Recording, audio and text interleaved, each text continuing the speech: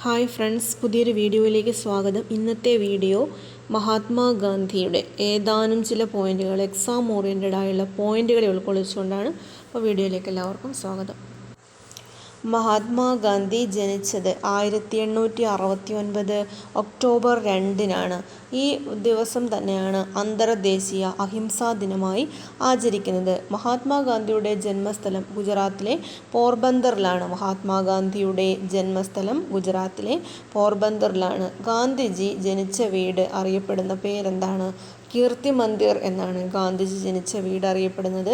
കീർത്തി മന്ദിർ എന്നാണ്. മഹാത്മാഗാന്ധി ജനിച്ചു വളർന്ന വീട് കീർത്തി മന്ദിർ എന്നും, ജനിച്ച ദിവസം 1869 ഒക്ടോബർ 2 അന്തർദേശീയ അഹിംസാ ദിനമായി ആചരിക്കുന്നു. മഹാത്മാഗാന്ധിയുടെ ജന്മസ്ഥലം എന്ന് പറയുന്നത് ഗുജറാത്തിലെ പോർബന്തറാണ്.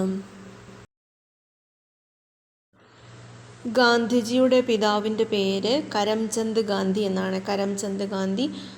മാതാവിൻ്റെ പേര് പുത്ലിബായി. മഹാത്മാഗാന്ധിയുടെ മാതാവ് പുത്ലിബായി. പിന്നെ മഹാത്മാഗാന്ധിയുടെ പത്നിയുടെ പേരാണ് കസ്തൂർബ ഗാന്ധി. ഗാന്ധിജി നിയമ പഠനത്തിന് ലണ്ടനിലേക്ക് പോയ വർഷമാണ് 1888. അപ്പോൾ നിയമ പഠനത്തിന് ശേഷം ഗാന്ധിജി തിരിച്ചെത്തിയത് 1891.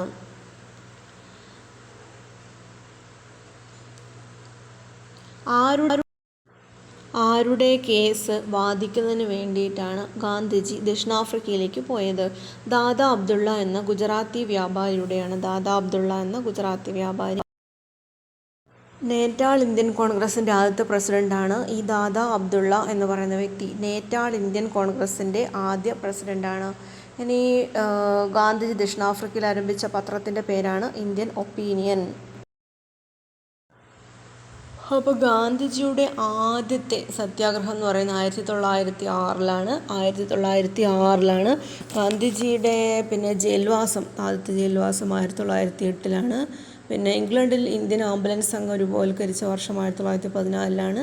ദക്ഷിണ ആഫ്രിക്കയിൽ നിന്ന് ഗാന്ധി ഇന്ത്യയിലേക്ക് തിരിച്ചെത്തിയ വർഷം എന്ന് പറയുന്നത് 1915 ജനുവരി 9-നാണ്. അപ്പോൾ ഈ ജനുവരി 9-നാണ് ഇന്ത്യയിലെ പ്രവാസി ഭാരതീയ ദിനം ആയിട്ട് ആചരിക്കുന്നത്.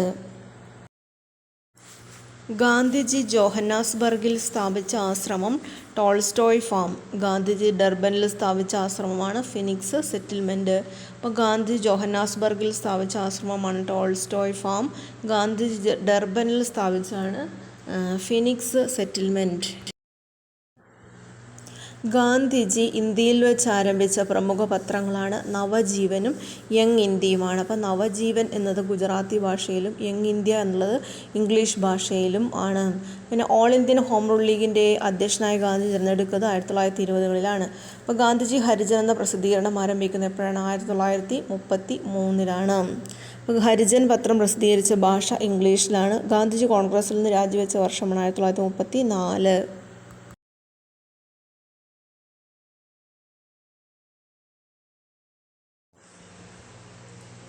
ഹരിജൻ എന്ന പ്രസിദ്ധീകരണം ആരംഭിക്കുന്നത് ഗാന്ധിജി 1933-ലാണ്. ഗാന്ധിജി ഹരിജൻ എന്ന പത്രം പ്രസിദ്ധീകരിച്ച ഭാഷ ഇംഗ്ലീഷിലാണ്.